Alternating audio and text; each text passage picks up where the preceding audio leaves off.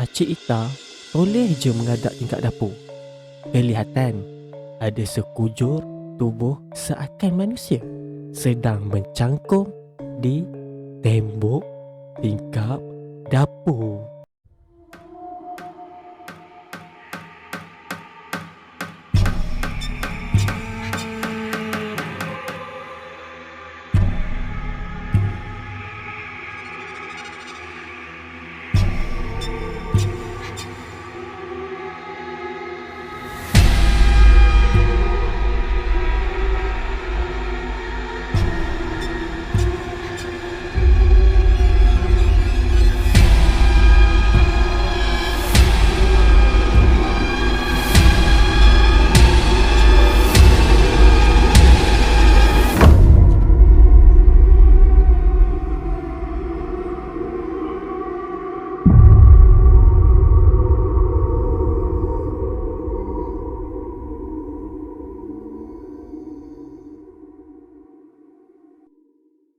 لو أنزلنا هذا القرآن على جبل لرأيته خاشعا متصدعا من خشية الله وتلك الأمثال نضربها للناس لعلهم يتفكرون.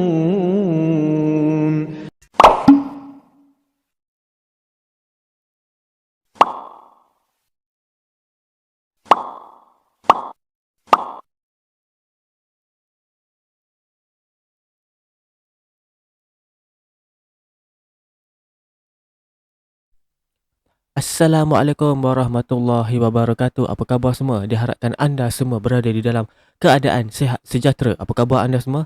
Diharapkan anda semua berada di dalam keadaan sihat sejahtera. Saya tak berapa sihat ni. Jadi pada malam ini saya akan menyampaikan sebuah cerita yang diambil daripada blog Damrung. Jadi anda nak tahu tajuk dia? Jangan lupa like, share dan subscribe dulu. Dan saya nak ucapkan terima kasih banyak-banyak kepada anda semua yang dah support perjalanan channel Mystic Horror ini. Terima kasih banyak-banyak daripada zero dah sampai 800 lebih subscriber. Alhamdulillah. Terima kasih di atas sokongan anda semua. Dan tak lupa juga kepada subscriber yang selalu bagi kata-kata semangat dan yang suruh saya keep going. Alhamdulillah. Terima kasih. Saya respect sama lu.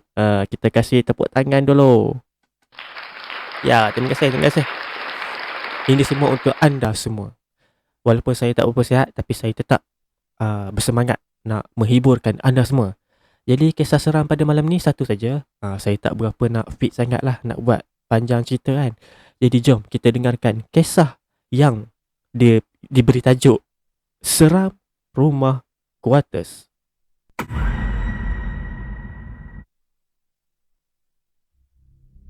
Alright, jom.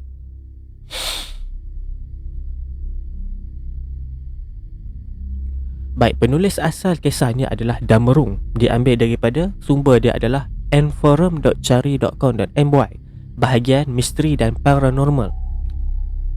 Baik, pada zaman kegemilangan akulah duk rakam cerita-cerita hantu daripada mulut orang ni, aku sanggup tau pergi jauh-jauh hanya semata-mata nak dapat konten. Maksudnya kalau ada orang kawalan ada cerita hantu, tak kisahlah orang tu duduk Johor ke mana kan, orang yang buat cerita ni sanggup pergi nak rakam. Adalah dalam tahun 2009, ada salah seorang member aku ni, dia cerita pakcik dia ni ada pengalaman seram dan misteri. Pengalaman mistik pakcik ni lah, kata member aku, dia pernah tinggal dekat rumah berhantu.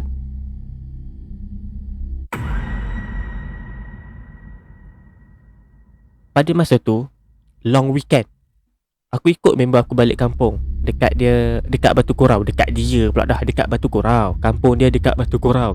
Sasa lagi. Sebab ada orang nak merisik adik dia. Sebenarnya dia tak ajak pun. Aku cong je. Aku yang mengada-ngada sebenarnya. Nak tanya boleh on ke tak, boleh ikut ke tak. Jadi dah alang-alang on the way tu, aku ada plan nak singgah rumah pakcik dia dekat Ipoh.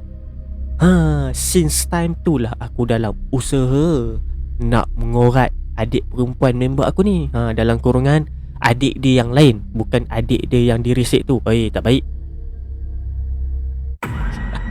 Jangan main-main.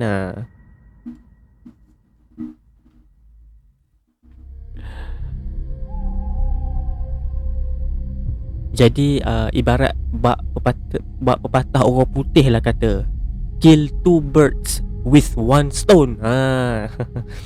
Kiranya dia dapat package lah.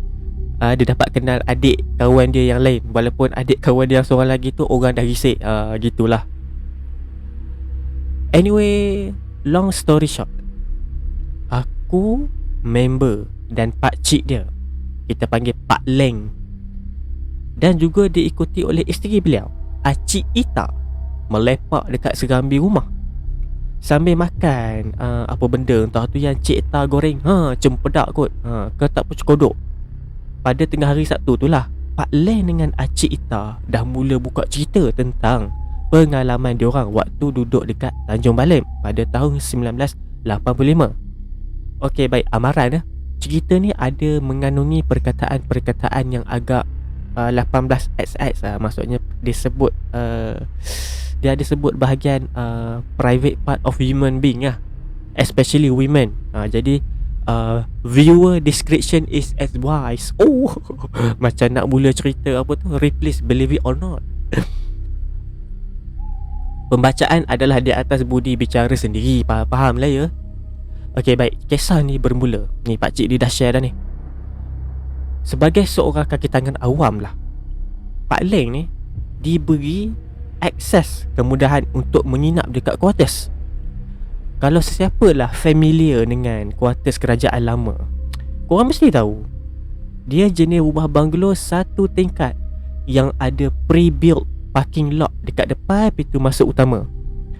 Kuartus ni dibina selepas Merdeka period ataupun post Merdeka period, dan layout rumah ni ada koridor yang dihubungkan oleh living room, satu koridor untuk 3 bilik tidur dan bilik air plus toilet sekali. Manakala koridor lagi satu adalah akses kepada dining hall, dapur dan bilik store. Di hujung dia pula ada bilik air dan second toilet. Okay, what's so special about this old quarters ni? Speaking bye. Minta maaf. Back to the story lah. Apa yang istimewanya rumah lama ni ataupun rumah kuartus kerajaan lama ni, ada sinki kecil untuk basuh tangan, gosok gigi dalam setiap bilik tidur, dan juga ada open air area dalam rumah. Maksudnya ada ruang terbuka lah untuk orang lepak-lepak dan minum-minum petang kat situ. Tahun pertama ataupun first year duduk kat situ memang best lah. Pak Leng dengan Cik Ita satu family duduk.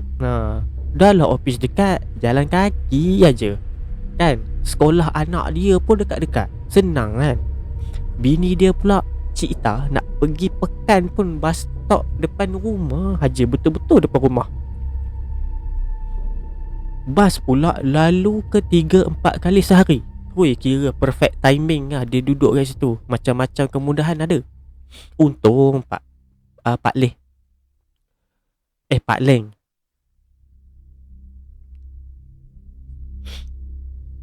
Jadi bila rumah dah terlalu perfect, kadang-kadang terlintas juga dekat pemikiran Pak Leng ni, kenapa lah orang senang sangat nak bagi dia rumah tu. Pak Leng ni rasa ada ramai lagi penjawat awam yang layak, tapi kenapa mesti dia? Jadi Pak Leng ni malah nak fikir panjang. Dia anggap alhamdulillah rezeki dia lah tu. Baik, kejadian aneh start berlaku pada second year dia orang duduk kat situ. Maksudnya lepas 2 tahun baru dia moncolkan diri makhluk alam sebelah tu nak usik keluarga Pak Leng ni. Pada mulanya, all the weird things only happen in subtle way. Maknanya pada mula makhluk tu nak memperkenalkan diri dia kepada keluarga Pak Leng ni, dia usik dengan cara yang halus. Dia akan suka usik macam mana? Dia akan usik dengan lampu. Dia akan petik ketuk. Kita buka, dia tutup. Kita tutup, dia buka. Dia macam tu. Dia usik macam tu dulu. Dalam rumah tu ada 3 orang tu je, ataupun ada 3 beranak je lah.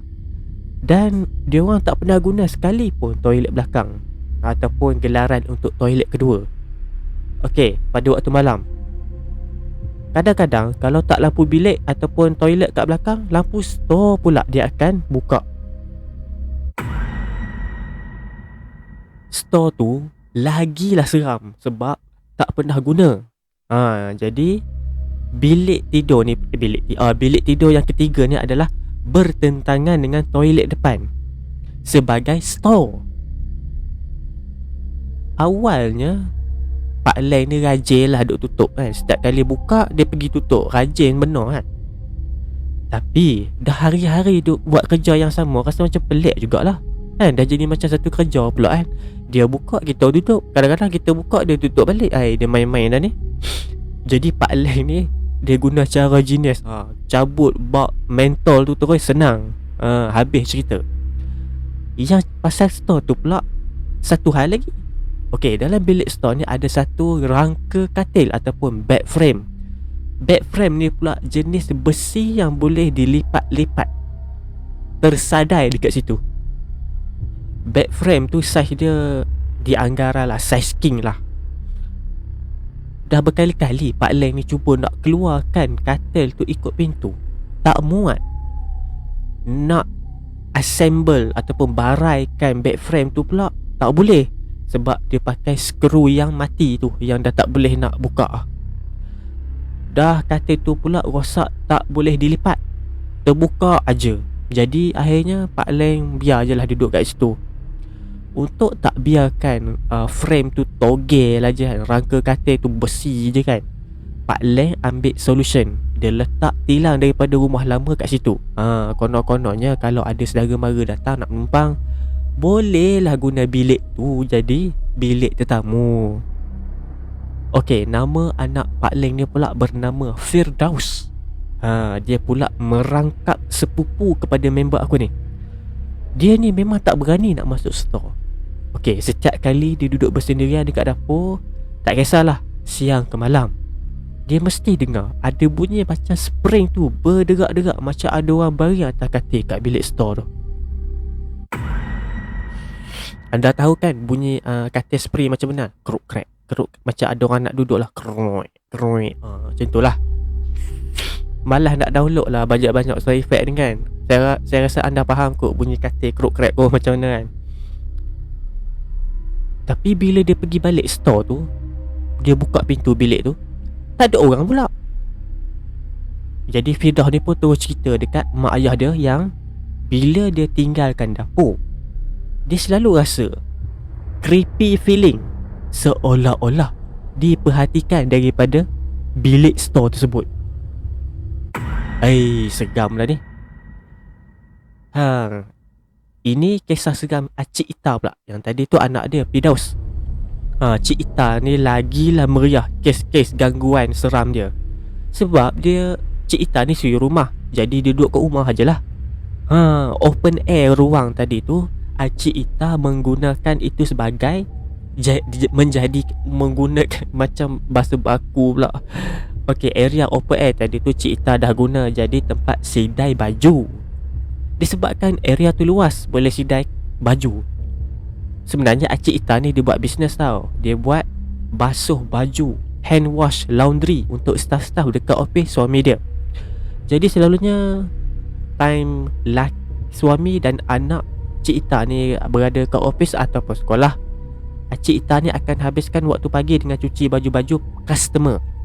Okey, masa Cik Ita tu sidai cadar atau apa-apalah yang lebar dia separuh dari panjang tali gantung kain, dia selalu dengar ada bunyi tapak kaki dekat pintu belakang.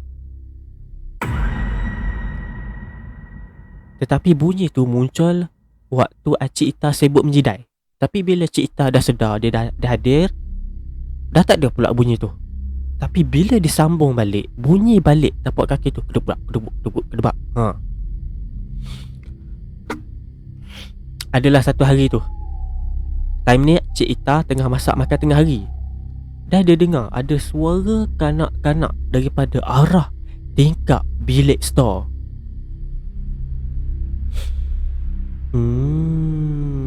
Sedapnya. Nak cikgu?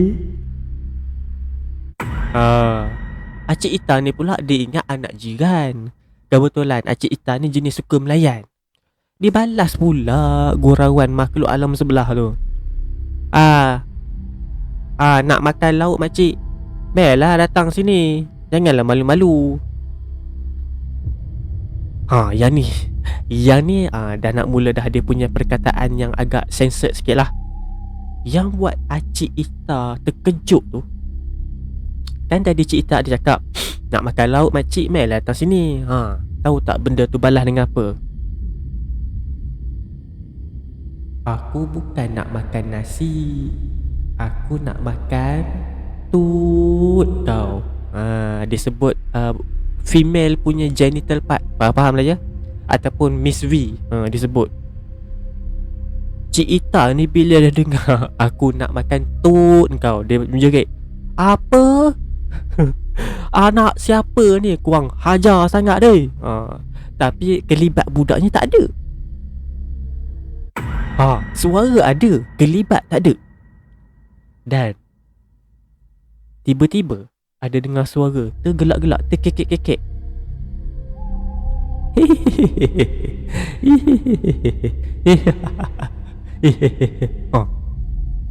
Jadi Cik Ita ni marah balik. Kau cakap sekali lagi macam tu, aku cili mulut kau tu.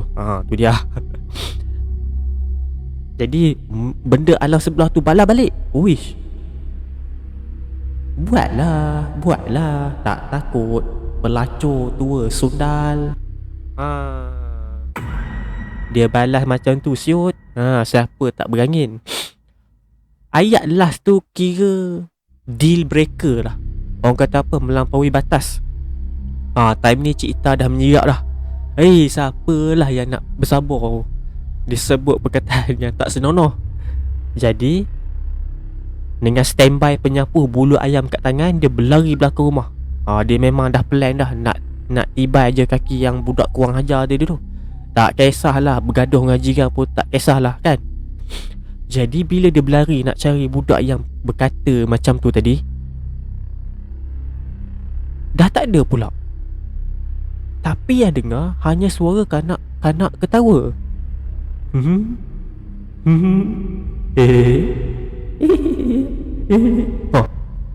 Suara tu pula datang daripada arah dapur. Time ni Cik Ita ingat budak tu dah menyelinap masuk dalam rumah dia. Dia marahlah balik.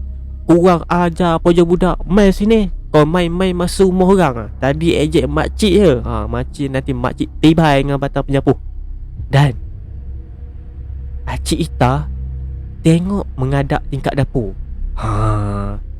Benda tu dah munculkan diri. Cik Ita tengok ada sekujur tubuh seakan manusia sedang mencangkung dekat tembok tingkap dapur. Menurut Cik Ita lah, ni Cik Ita yang cerita ni, tubuh makhluk tersebut dia berkedut macam orang tua. Badan kanak-kanak, tapi dia punya kulit tu macam kecut macam orang tua kan. Kepala bujur, botak, mata sepek dengan gigi anak 2 batang jelas nampak. Jadi apa yang menambahkan seram lagi tu, Cik Ita tergamam bila budak tu berbogel. Tangan dia panjang, lagi panjang daripada kaki, sebab kedua-duanya berbaut pada bahagian atas daun tingkap. Kalau ikut logik lah, mana ada manusia yang normal ada tangan panjang, betul tak? Tangan kita setakat ni je kan. Mana ada berlebih orang kata panjang kan. Jadi budak tu melompat masuk dalam rumah. Cik Ita masih terkejut, terpinga-pinga. Dia tak faham benda apa yang dia nampak tadi tu. Jadi bila dah dengar bunyi benda pecah, kelepung-kelepang, kelapang, Cik Ita ni cepat-cepat masuk. Bila dia masuk lagi menyirap lah darah Cik Ita ni. Palsu bunga dia pecah. Yang paling nak menyirak marah tadi bukan nak takut dah ni, dia menambah marah. Yang paling nak menambah marah ni, kain-kain customer yang Cik Ita basuh tadi tu berselerak dan penuh terpalit dengan lendir-lendir coklat berbau busuk macam najis. Ui, terbakar hati Cik Ita ni. Dia panas lain. Jadi Cik Ita ni dia check setiap sudut rumah. Kalau dapat memang habislah lunyai budak tu kena. Dan gara-gara lah budak tu, beberapa helai kain atau pakaian customer dia terpaksa kena ganti disebabkan kesan kotoran tersebut tak hilang. Time tu tak suspek pun kejadian tu sebagai mistik ataupun seram. Hantu-hantu ni lah, tak perasan lagi. Jadi dia orang anggaplah husnuzon, mungkin itu adalah anak jiran yang kurang upaya ataupun mentally challenged ataupun OKU. Kerana itu sajalah possibility yang boleh ada. Sebab waktu tu tak fikir lagi pasal hantu-hantu ni. Dan bila dia tanya dekat jiran-jiran semua, kenal tak budak ni cerita kan, semua cakap tak ada. Tak ada seorang pun yang ada anak cacat yang tangan panjang macam tu.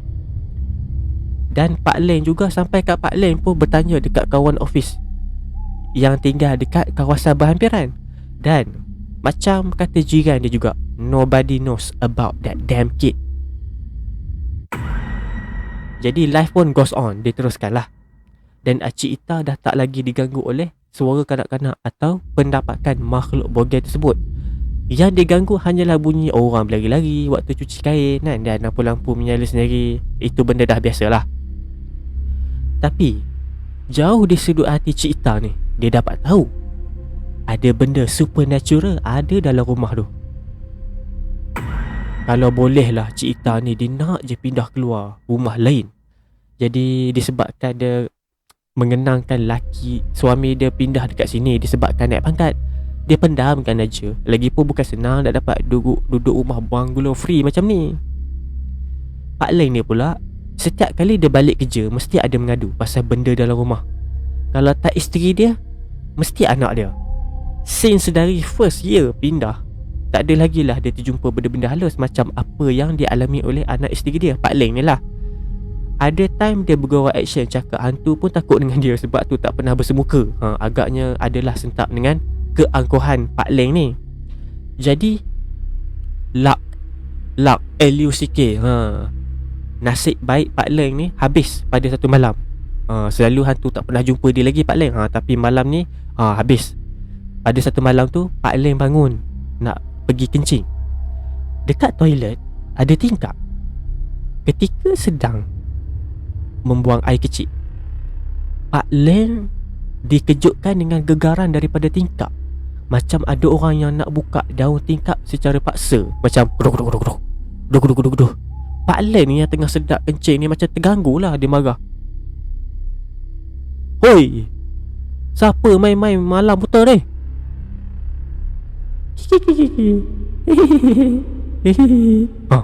Suara gelak terkekek-kekek dengar dekat balik tingkap. Jadi Pak Leng ni dah berdebar. Dengan penuh berdebar dia, Pak Leng jenguk dekat celah-celah sisik tingkap tu nak tengok. Tapi tak nampak apa pun sebab gelap dan penglihatan agak limited. Sebenarnya boleh je Pak Leng tu buka tingkap untuk nak view lebih jelas, tapi dia tak berani. Bayangkan buka tingkap dia, wah, kojol. Lepas check lebih kurang berapa minit, jadi dia pun anggap kira settle lah. Dia anggap itu perasaan dia je lah. Baru nak melangkah keluar daripada toilet, sekali lagi tingkap dia gegar. Guduk. Kali ni Pak Leng sound sekali lagi. Hoi, kau jangan nak main-main. Kalau berani marilah sini. Dan tiba-tiba bunyi macam orang berlari dan ketawa kecil kedengaran dekat luar. Makin lama makin jauh bunyi dia. Pak Leng cakap dalam hati, sendirian? Tahu takut? Okey, waktu dia lalu koridor yang dipisahkan daripada open air tadi kan, oleh dinding yang bertingkap kaca sisik plus grill, Pak Leng nampak macam kelibat hitam tengah panjat dinding dan bertengek dekat atas tembok rumah dia. Pak Leng menyorok dekat bawah tingkap sambil skodeng daripada celah-celah tingkap. Dan Pak Leng jelas nampak ada susuk tubuh makhluk seolah manusia. Botak, kepala botak. Dia punya tinggi tu ala budak darjah 1. Anda tengoklah diri anak anda yang darjah 1 tinggi macam tu lah kan. Dia lompat macam kucing masuk kat tempat sidai kain Acik Ita. Dekat lantai, makhluk tersebut masih dalam posisi mencangkung. Dan Pak Leng tengok tangan makhluk tu stretching panjang sekali, dak capai dawai sidai kain. Tangan dia macam ni. Oh, ada bunyi kan. Dan bila dia dah capai dawai sidai kain Cik Ita ni, setelah dia dah main-main dengan dawai ampaian Cik Ita tu, dia lunjurkan balik tangan panjang dia ke depan dan dia lonjak badan dia pergi ke arah bahagian dapur. Dan makhluk tu berdiri di atas tangga batu lah. Ada 2 anak tangga depan, pintu, dan dia tengah putar-putar tombol pintu. Nasib baik Pak Leng ni dah kunci pintu pakai engsel. Slow-slow Pak Leng merangkak pergi ke arah dapur. Bukan mudah nak berjalan gelap. Lagi-lagi malam tu lah, sunyi sangat sampai Pak Leng tak berani nak navigate pakai tangan dekat dinding, kerana takut geseran tapak tangan dekat dinding simen akan mengeluarkan bunyi. Takut benda tu sedar, kan dia sergah, kojol. Okey, waktu ni harapan Pak Leng pada waktu tu adalah anak dengan bini dia tak terjaga. Takut, semua takut. Jadi Pak Leng ni melangkah setapak demi setapak. Dia pergi dekat switch box yang terletak di antara dapur dan store. Dengan jari menggigil dia flip macam ni. Petik. Dia petik macam tu lah. Dan bila kawasan tu terang menderang, makhluk tersebut mencicik lari. Berdasarkan bunyi yang dihasilkan. Maksudnya bila buka petik, bunyi lampu tu lah nak menyala kan. Dia takut cahaya kan, dia lari. Jadi Pak Leng ni usah sekali lagi area sidai baju tu, nak make sure benda tu dah tak ada. Tapi bila dah nampak macam clear, Pak Leng tutup lampu. Sebaik dia tutup balik lampu tu, benda tu ada balik dekat area sidai baju. Benda tu duduk dekat sudut di antara dinding dan pintu belakang. Kali ni bukan budak, orang dewasa. Dia main panggil bapak pula kot. Ini adalah quote Pak Leng. Dan berung, kau nak percaya ke tak apa Pak Leng nak cakap ni? Lantak kau lah. Tapi bila aku cerita Pak ni ramai tak percaya. Tapi demi Tuhan, demi Allah, Pak Leng nampak orang tu rambut panjang sampai ke lantai, pakai jubah besar warna cerah. Pak Leng tak cakap lah benda tu ada nama Pontianak ke Langsui ke. Tapi kalau ikut cerita urban legend lah, makhluk tu memang menepati ciri-ciri dia. Sama ada Pontianak atau Langsui. Kata kawan aku, Pontianak lah tu Pak Leng. Okey lah, Pak Leng pun beralah, Pontianak pun Pontianak lah. Pontianak tu muncul beberapa saat. Bila kelip mata dah hilang. Malam tu Pak Leng sambung tidur dengan bertemankan parang dekat sebelah katil.